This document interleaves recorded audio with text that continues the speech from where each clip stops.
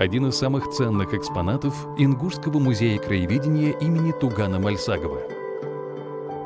Образец работы ингушских мастеров-оружейников средних веков. Кольчуга Евлоева-Хучбара. Если посмотреть на сам экземпляр, он представляет уникальный образец. Кольца, одинарное плетение, кольца средней толщины. Здесь всего 20 тысяч колец. Кольца наиболее массивные размещаются на плечах и на груди, потому что именно в эти части наносились в бою основные удары. На подоле находятся и на рукавах менее массивные кольца для того, чтобы он более мог маневренно отражать удары и наносить удары, быть более мобильным в бою. Это образец местного производства. В средние века в Ингушетии было 3 центра по изготовлению подобного кольчатого доспеха. Одним из таких центров был Таргим, где их производством занимались девушки.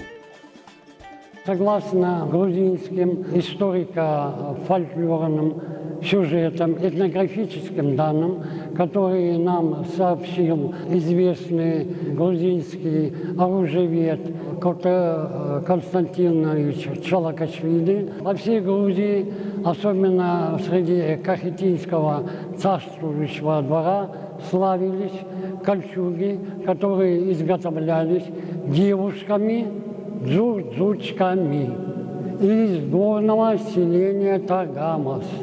В фольклоре грузинском значится, что эти кольчуги были легкие, прочные и эластичные. Мастер, или, может быть, мастерица, выкопавшая ее, привнесла в эту работу и свои особенные черты. По покрою, потому что срезы сделать для удобства сидения всадника. Более того, по разрезу вороту с крючками можно застегивать справа налево, слева направо. Он практически не имеет у нас аналогов по региону. По крайней мере, я знаю все коллекции и Северного Кавказа, и Закавказья.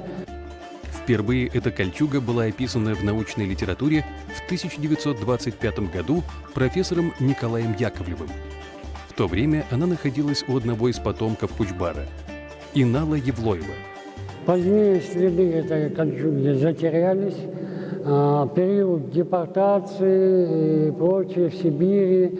Она где-то всплыла одному из внуков этого Инала в середине 90-х годов прошлого столетия. И тогда же меценаты наши, и Абадиевы, Маскуровы, сделали так, что это уникальный экспонат оказался приобретенным у наследника, и он